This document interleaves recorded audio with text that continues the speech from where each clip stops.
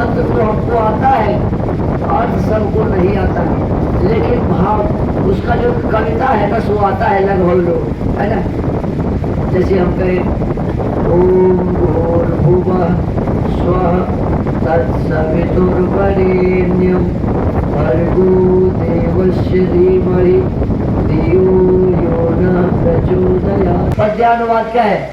तूने हमें उत्पन्न किया, तूने हमें उत्पन्न किया, पालन कर रहा है तू, पालन कर रहा। तुझसे ही पाते प्राण हम, तुझसे ही पाते प्राण हम।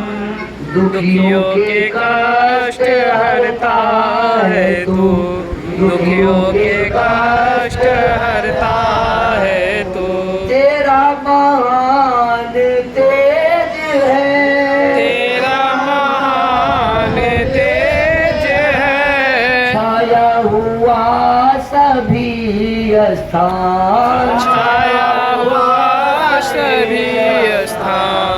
सृष्टि की वस्तु वस्तु में, सृष्टि के वस्तु वस्तु में तू हो रहा है विद्यमान, तू हो रहा है विद्यमान। तेरा ही धरते ध्यान हम, तेरा ही ध्यान हम मांगते तेरी दया, मांगते तेरी दया। प्रभु हमारी बुद्धि को, प्रभु हमारे बुद्धि को श्रेष्ठ मार्ग पर चला,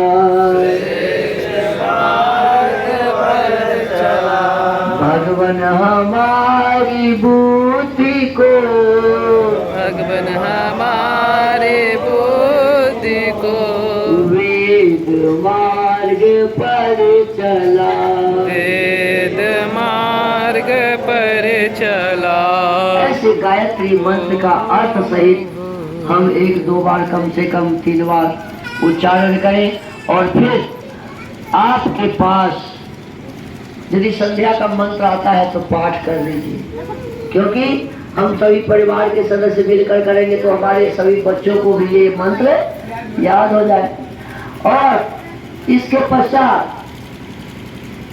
हम कोई एक आर्य समाज का भजन, इधर उधर वाला नहीं, हमारे जो आर्य समाज के विद्वान जो भजन लिखे हुए हैं, जैसे अब सौंप दिया इस जीवन का सब भार तुम्हारे हाथों में, सब भार तुम्हारे हाथों में है, जीत तुम्हारे हाथों में और हार तुम्हारे हाथों में और हार तुम्हारे हाथों में। इस प्रकार की कोई एक गीत है, एक आदमी गाइए, समाज में सुनिए, मिलके गाइए। और इसके बाद महर्षि दयानंद सरस्वती जी ने जो पुस्तक लिखा है वो हो सकता है ऋग्वेद आदि भाष्य भूमिका, वो हो सकता है संस्कार विधि, वो हो सकता है सत्यार्थ प्रकाश, व्यवहार भानु, आर्योदय रत्नमाला, आर्याभिविनय। महर्षि दयानंद सरस्वती जी द्वारा लिखित कोई भी एक पुस्तक आपके घर में हो और उस पुस्तक से एक पन्ना एक आदमी पढ़े और सब आदमी सुने, है ना। यही है वेद का पढ़ना पढ़ाना और सुनना सुनाना। यदि हम अपने परिवार में सब दिन ऐसा करना शुरू कर दे तो ये परम धर्म होगा कि नहीं होगा? और परम धर्म होगा तो हमारे बच्चे सुधरेंगे कि बिगड़ेंगे? सुधरेंगे, है ना। और हमारे बच्चे फिर जैसे हमारे समाज से स्नेह करते हैं वैसे वो भी करेंगे। आप मेरी बातों को समझ रहे हैं ना?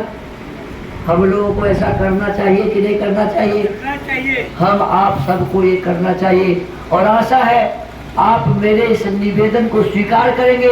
और यदि इस निवेदन को आप स्वीकार कर लिए तो मैं गारंटी देता हूँ थोड़े ही दिनों के बाद आपको खुद ही समझ में आने लगेगा कि महर्षि दयानंद सरस्वती जी जिस काम के लिए आर्य समाज की स्थापना किए थे, अब वो मेरे जीवन में और मेरे परिवार में वो काम हो रहा है।